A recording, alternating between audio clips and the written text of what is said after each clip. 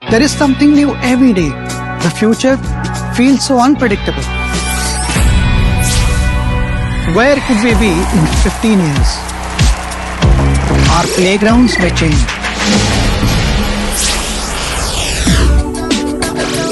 Learning may not need classrooms.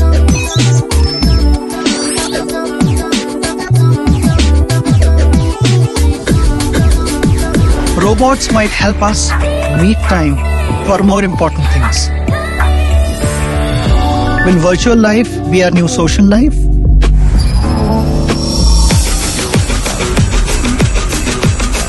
Coming?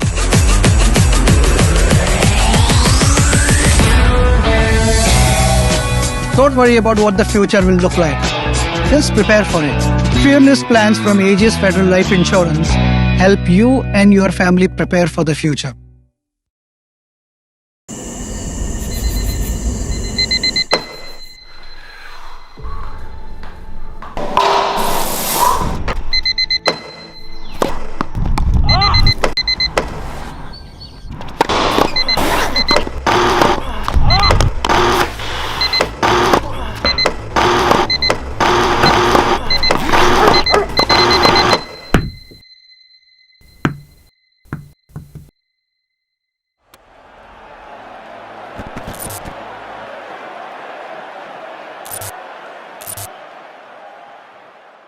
Welcome to a very special edition of Backstage with Boria with somebody I consider a very, very close friend of mine. Very, very close friend. Somebody who's inspired me, I know him for what, 25 years. Why is India not producing another Mahesh Bhupathi?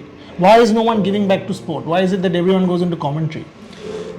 Well, if we believe in miracles, it'll happen. If we believe in process, we don't have one.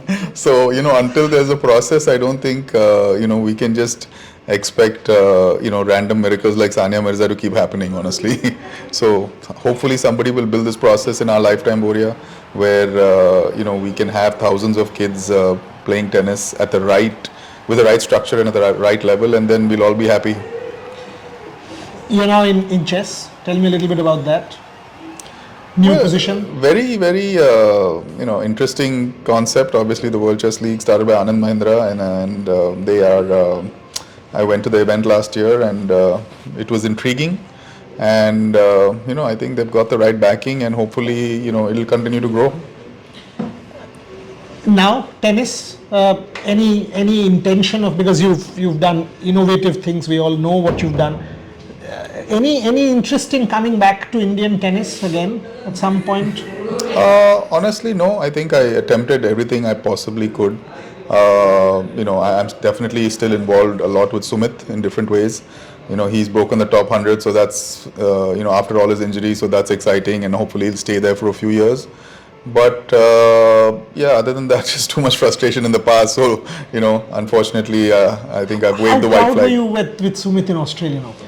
Yeah, I mean, for him to qualify and then beat a seed that hasn't happened in tens of years, from an Indian's perspective. I think Ramesh beating Vilander was the last time an Indian beat a seed at a Grand Slam. Yeah, when he was number one in the world. Yes. So, super exciting. Now, hopefully, he can ride the momentum and keep going.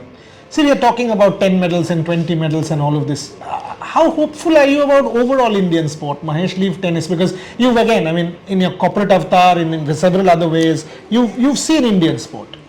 So, I think, it's India's time. I think, we're talking about the Olympics, we're talking about... Are we ready? We will be by 2036. I think, how fast things are going, I think we can be, if the right people put their mind to it, we can be. Can we become a sporting nation by then? Absolutely. I think 10, 20, 30, 40, 2036, if we're hosting the Olympics, we should be targeting 50 medals, right? Why not? Because we'll get an entry into every event. We have enough time to groom 12-year-olds across every sport who will be, in their prime at that time. But it's going to take a monumental effort. It's going to take private partnerships. It's going to take the government. It's going to take state governments. It's going to take experts to everyone make a collective effort to make this dream come true. 107 medals in Asian Games, 111 in Para-Asian Games. Optimism? Yeah, I think that's just the stepping stone that makes us all feel the positivity to even dream about being a sporting nation, right? Like I said, today, if we count the number of kids across sports being supported by either the government or private initiatives, it's not even 1,000, and that's just not good enough. So we need to kind of triple down into 100, and then we'll see results. My final few minutes have to be on Rohan Bopanna. Rohan Bopanna at 43, world number one. He's 44 now. 44 now, so yes. He's number one in the world. What an incredible story. I've known Bopes when he was 500 in the world. He's persevered. He's worked on his game. He was a late starter in the sport of tennis. So, maturing late was obvious, but getting to number one at 44 Did you is expect it? mind-boggling. Because tennis is a physical sport. 4-5 years ago, he was complaining about his knee, he was contemplating retirement, he was just not able to finish a match without pain.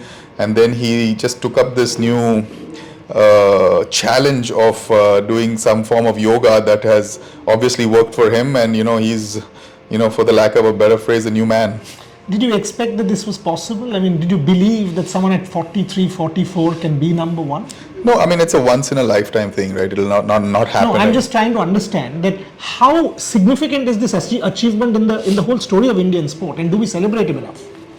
I think, since he's become number one, we've all celebrated him, and we should continue to celebrate him.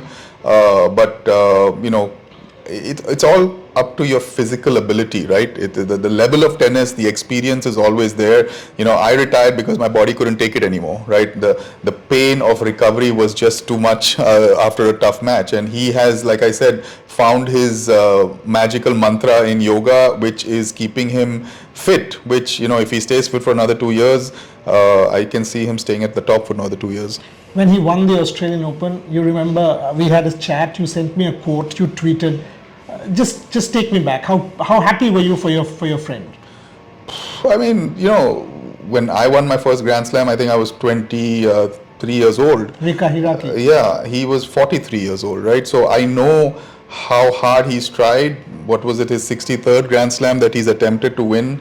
How close he's been in the past. He's lost the US Open final, he's lost the Wimbledon semi-final in 5 sets, and you create self-doubt. You're going to think that you're going to finish your career without a slam in doubles, and for him to get across the line, I think everybody was super happy for him.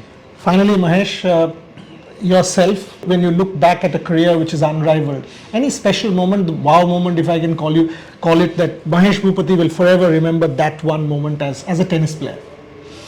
I think fortunately for me, there have been multiple such moments, be it the first Grand Slam, be it the Wimbledon doubles, be it medals at the Asian Games, so many Olympic appearances. So it's very hard for me to single out one of them, but like you said, it is something that I sit back and till I watched Breakpoint, it didn't kind of hit me that what we did in our careers. So I'm thankful for it. But Wimbledon, I mean, Wimbledon is the mecca. I mean, I took my daughter there to show her the board where my name was last year, and even that was an emotional moment. Tell us a little bit about that. Yeah, she's playing tennis now, right? So I took her for the women's final at Wimbledon last year, just so she can hopefully, when she's practicing, visualize that one day she might be on that court. And then while we were walking around before the final, took her to the board where Leander and my name was as 99 champions. So that was special, and it